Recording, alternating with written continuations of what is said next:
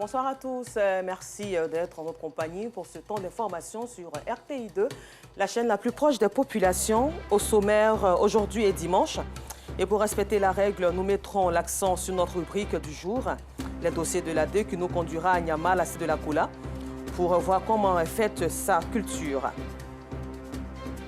Et puis hors de chez nous, au Ghana, Kamala Harris, la vice-présidente américaine, entame une tournée sur le continent jusqu'au 2 avril. Une visite stratégique qui vise à renforcer les liens diplomatiques de Washington avec le continent africain. Encore merci à vous de votre fidélité à RTI2. Tout de suite, notre rubrique du jour, les dossiers de l'ADE.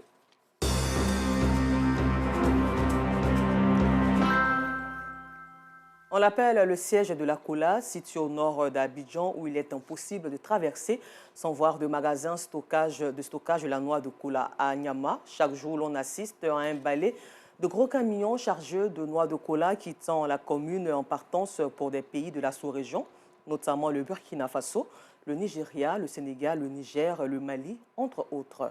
À Nyama exporte à elle seule plus de 70 000 tonnes de noix de Kola annuellement, soit près du quart de la production nationale qui s'élève autour de 260 000 tonnes, dont 200 000 exportées. À Nyama, le siège de la Kola a un dossier de Nour Sangaré, commenté par Pagassoro Kone de Madangui. Des noix de Kola en très grande quantité dans un magasin de stockage. Soumaïla en est le propriétaire.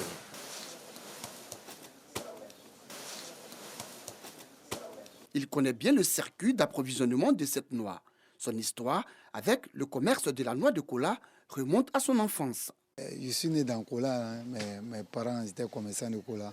On a continué avec eux. On a des piscers qui sont dans les villes comme San Pedro, Soubré, Sassandra, Divo, Lakota, Ma, Danane. La plupart des colatiers se trouvent dans les plantations de café, cacao. Voilà, ça a acheté. Mettre ensemble, si ça vaut au moins 2 à 3 tonnes, 5 tonnes, on nous appelle, on les envoie les 10 tonnes pour aller charger Kola pour envoyer sur Nyama. Le coût moyen du kilogramme de la Kola varie entre 300 et 500 francs CFA. Ici, Soumaïla travaille avec des manœuvres assis autour des gros tas de noix de Kola. Il s'active habilement à trier les bonnes graines.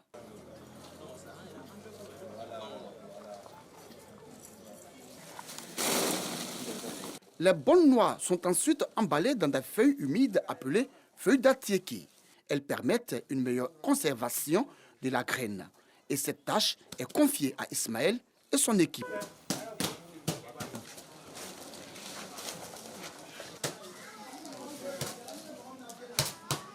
Depuis hier, on est en train de faire ça. On a mis d'abord le feuille dedans, c'est dans le panier. Aujourd'hui, on est en train d'emballer maintenant. Là, on est en train d'emballer là. Ça fait 100 et quelques paniers. Chaque panier, on n'a que 200. Communément appelée Cité de la Kola, Nyama est situé au nord d'Abidjan. Il est rare, voire impossible, de traverser la commune sans apercevoir un magasin de stockage de cette noix. La commune à elle seule exporte plus de 70 000 tonnes de Kola annuellement, soit près du quart de la production nationale qui s'élève autour de 260 000, dont 200 000 tonnes exportées.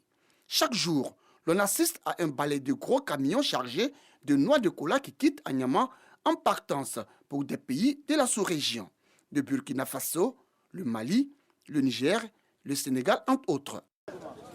Karim est un acheteur. Venu du Mali, il doit charger ce camion remorque de 45 tonnes. Destination Bamako, la capitale malienne. Je suis dans la vente de la noix de Kola depuis 1992. C'est un produit qui se vend bien au Mali. Comme nous n'en produisons pas au pays, nous sommes obligés de venir en Côte d'Ivoire pour nos achats. Au Mali, le prix varie en fonction de la disponibilité. Quand la demande est forte, la noix se vend à 1 500 francs CFA, voire 2 000 francs, dans le cas contraire à 1 000 francs CFA le kilogramme. Grossiste à la gare de train d'Anyama, Seydou Lu exporte ses produits vers le Nigeria, le plus grand pays consommateur de la noix de Kola. Voilà, c'est la qualité de Kola que les Nigériens prennent. Ils prennent rouge, ils prennent blanc. Voilà, donc Si tu vois que je dis, ils prennent beaucoup plus que tous les clients. Parce que quand c'est bien formé, c'est ce qu'ils prennent. Bon, ça, on peut conserver jusqu'à 1 an, 2 ans, 3 ans. Quand c'est fraîche comme ça ne peut pas aller au Nigeria. Parce que les routes là, c'est long.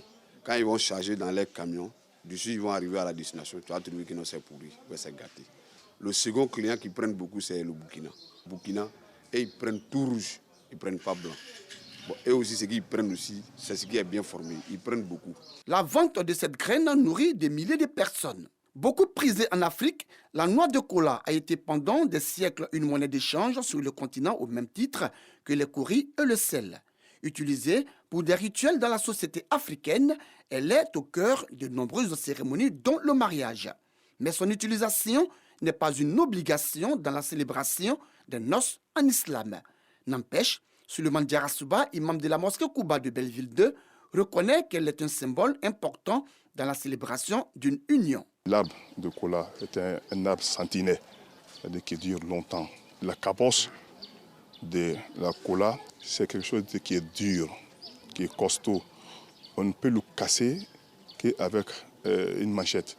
La cabosse, qui est aussi dure, qui démontre la solidité, la noblesse et puis la pureté, parce que lui, il protège, c'est-à-dire qu'il est noir.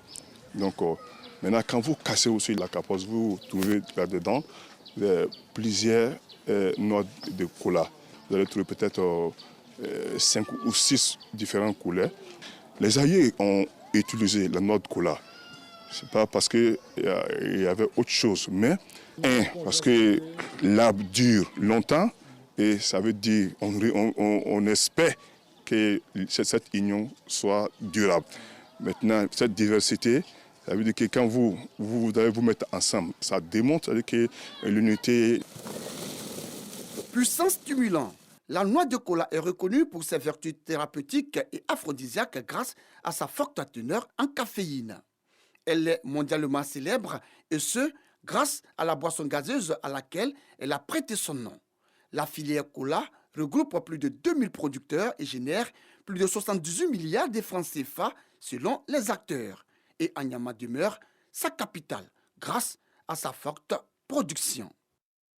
Ce riche dossier de Nour Sangaré à revoir sur RTI Info.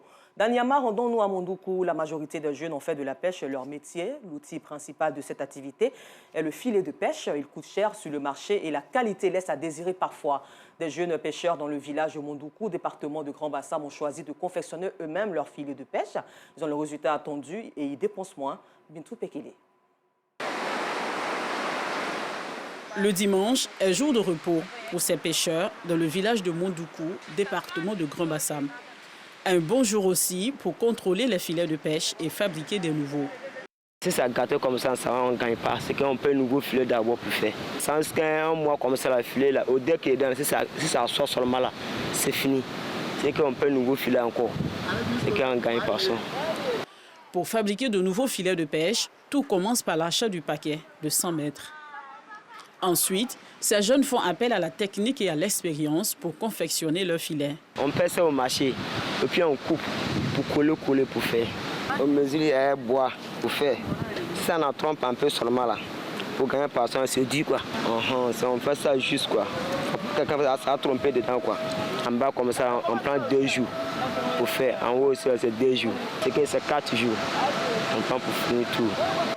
Selon le type de poisson et d'autres fruits de mer, Simon et ses frères fabriquent différents types de filets. Il y a ça, et puis il y a pour brochet, maintenant il y a pour coton aussi, pour main. Pour lui, c'est sol, soso, damas, langouste. Souvent il y a crabe aussi. Sol aussi, pour lui c'est capitaine, brochet. Là c'est à 2h, on monte à 2h. Là on descend à midi, 13h comme ça. Ces jeunes pêcheurs préfèrent confectionner eux-mêmes leurs filets, ce qui leur donne de bons résultats et réduit le coût d'achat du produit fini. Mais la confection des filets est tout un métier. Le filet vend à 27 000, le paquet 100 mètres. Ça, les codes comme ça, là, un paquet à 6 500. Donc on peut dire total peut faire au moins quelque chose de 30 000, un filet. Souvent tu peux gagner en attendant que le filet se gâte. Tu as déjà gagné là des filets. Il y a des moments aussi là, même jour que tu rentres là, ça se déchire. Là, 0. Là, seulement, c'est 0. Tu ne gagnes rien. Tu es obligé d'apprendre. Bah, la manière qu'on tisse, on lance, tout ça là. Si tu ne sais pas faire, tu ne peux pas. Les nouveaux filets de pêche confectionnés sont utilisables 2 à 4 semaines. Dès le lundi, à partir de 2 h du matin, ces filets vont remonter sur l'eau. Et la chance va jouer pour espérer ramener les premiers poissons sur terre à partir de 6 h pour les repas du jour. Les tout petits apprennent eux aussi la confection des filets de pêche. La première étape de leur initiation, démêler les anciens filets revenus de la mer après la pêche. Dans un autre registre, pour la journée du diplômé en finance comptabilité, les étudiants de cette filière promotion 2023 de l'INPHB se sont réunis afin de plancher sur les défis qui façonnent les métiers de la finance comptabilité en entreprise, en présence de plusieurs dévanciers qui ont bien voulu leur apporter assistance et aide pour une insertion professionnelle réussie. Reportage. Ils étaient tous présents pour être témoins de cette passation de flambeau à la nouvelle génération. L'Association des étudiants en finance comptabilité de l'INPHB a bien voulu montrer les défis qui façonnent les métiers de la finance en entreprise lors de la journée du diplômé en finance comptabilité 2023. Après une formation de 3 années, donc la première année en tronc commun, nous avons à deuxième année 2 options, à savoir les techniques comptables et financières TCF et le contrôle de gestion audit aussi. Donc les TCF, c'est-à-dire techniques comptables et financiers, sont des étudiants qui sont fiscalistes, chefs comptables aussi. Et pour ce qui concerne les CG, c'est-à-dire les contrôleurs de gestion, comme le nom l'indique, ce sont des auditeurs internes et externes et aussi des chefs comptables. Une action appuyée par les parrains de la cérémonie qui ont encouragé leurs filleuls à l'abnégation au travail. Ils doivent être déterminés, avoir une vision claire et se mettre au travail et donner le meilleur d'eux-mêmes. Je suis convaincu, moi-même issu de cette école, qu'ils ont tout ce qu'il faut pour réussir dans leur vie professionnelle. Juste la discipline et du travail. On doit leur faire confiance. Ce sont des jeunes qui n'aspirent qu'à travailler. Et il est de devoir de tous ceux qui ont fait la filière, tous les anciens, de se réunir autour de ces enfants pour qu'eux aussi puissent se permettre de rêver. Cette cérémonie a été meublée par des panels, des conseils d'orientation et partage d'expériences, surtout l'attribution de filleuls à chaque aîné de la cérémonie pour une meilleure insertion professionnelle et sociale. Et nous sommes toujours dans le mois de la célébration de la femme à Koumassi. Elles ont été honorées par l'ONG Le Cercle de réflexion pour l'apaisement des esprits, CRAPESP. Et cette initiative vise à contribuer à leur autonomisation par l'attribution de fonds. Justin Kwasi pour le reportage. Quartier Madrid, commune de Koumassi. C'est ici qu'Awa sans manquer la trentaine révolue exerce le métier de vendeuse de glace et de jus de fruits. Ce mois de mars, c'est un mois de la célébration du respect des droits de la femme. Les activités d'Awa ont pris du plomb dans l'aile. Moi, j'ai perdu mon mari, ça fait 2 ans maintenant. Et ça, même avec mes enfants, il y a 6 enfants. C'est jus, moi, et 20. Mais mes frigos sont gâtés, quoi, pour le moment. L'argent, il peut arranger. Là, il commence à vendre. Non loin de là, à la mairie de Koumassi, l'on célèbre les femmes avec en toile de fond le rappel du respect de leurs droits. Une initiative de l'ONG Cercle de réflexion pour l'apaisement des esprits, CRAPESP, visant à contribuer à l'autonomisation des femmes de la commune. Pour l'occasion, plusieurs femmes ont reçu des chèques d'une valeur de 50 000 francs CFA, dont Awa Samanké pour son abnégation au travail. Aujourd'hui, pour être autonome, il faut avoir un minimum de fonds pour pouvoir lancer un projet, minimum soit-il. Parce que nous voyons que les femmes, c'est des femmes battantes. Elles sont courageuses, elles ont l'envie d'entreprendre, mais elles n'ont même pas le minimum. Donc, autour de nous, nous avons vu qu'on ne peut pas être heureux seul. Pour être heureux, il faut qu'autour de toi, les autres soient heureux. Comme on a dit, quand on est seul, on va vite, mais quand on est ensemble, on va loin. Donc, on souhaiterait aller loin avec les femmes. Cet élan de solidarité acquiert l'adhésion d'Aboubacar Ouattara, parrain de cette cérémonie. Étant donné qu'on parle d'une question d'autonomisation et surtout d'inclusion sociale, en tant que parrain, j'étais assis et j'ai vu que l'ONG a commencé par donner des fonds à 25 personnes, à la hauteur de 50 000. Et vous voyez, la salle est bondée de beaucoup de femmes. Alors j'ai fait parler mon cœur. J'ai fait parler mon cœur parce que parmi ces femmes, il y a beaucoup de jeunes femmes dedans. De leur côté, les bénéficiaires entendent utiliser à bon escient les 50 000 francs qu'elles ont reçus. Nous sommes dans la joie.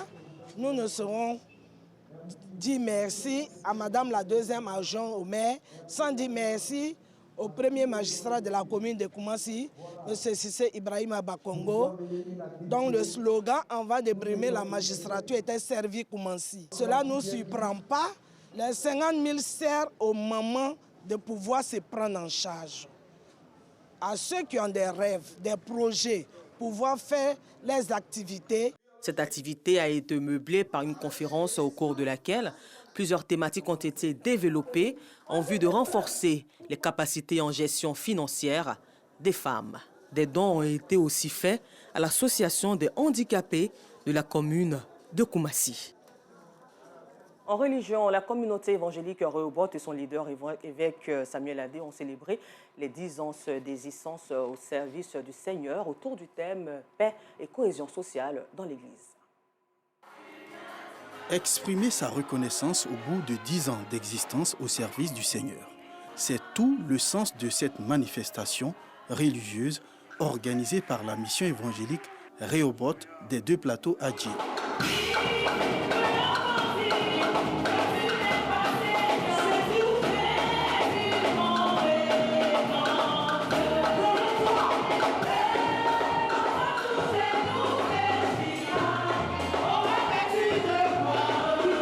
Le berger de cette mission, l'évêque Samuel Adé, a invité les fidèles à la culture de la paix et de la cohésion sociale. Donc l'Église doit entrer dans une phase de maturité, que les fidèles puissent grandir, croître, comprendre leur héritage en Christ et manifester cet héritage-là pour le Seigneur, mais surtout pour la nation. Notre Dieu, c'est le prince de paix. Et quand nous prêchons l'évangile, nous prêchons aussi la paix. Et les fidèles doivent comprendre qu'ils sont acteurs de la cohésion sociale dans notre pays, déjà par le travail, mais aussi par la culture de la paix.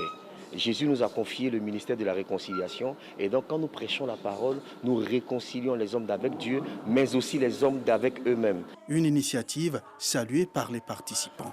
Alors, au cours de ces 10 années, nous avons appris des valeurs, nous avons entendu des messages, des enseignements qui jusqu'ici nous suivent et nous essayons de les mettre en pratique. L'amour est prôné en ce lieu, la solidarité. Nous sommes une famille ici et véritablement, jusqu'ici, comme je dis, le Seigneur nous a secourus. Notre slogan, c'est « Faire des disciples, œuvrer pour le Seigneur et libérer les destinées ». À cet effet, la cohésion sociale est de prime abord. La fraternité et l'amour est de prime abord, car c'est dans l'amour et dans l'unité que la nation Rehoboth peut encore franchir toutes les barrières qui pourraient arriver encore sur son chemin. Cette activité de la mission évangélique Rehoboth est placée sous le thème « Héritier de Dieu ». Au cours de cette célébration, le leader des églises Rehoboth a annoncé des perspectives prometteuses pour la mission.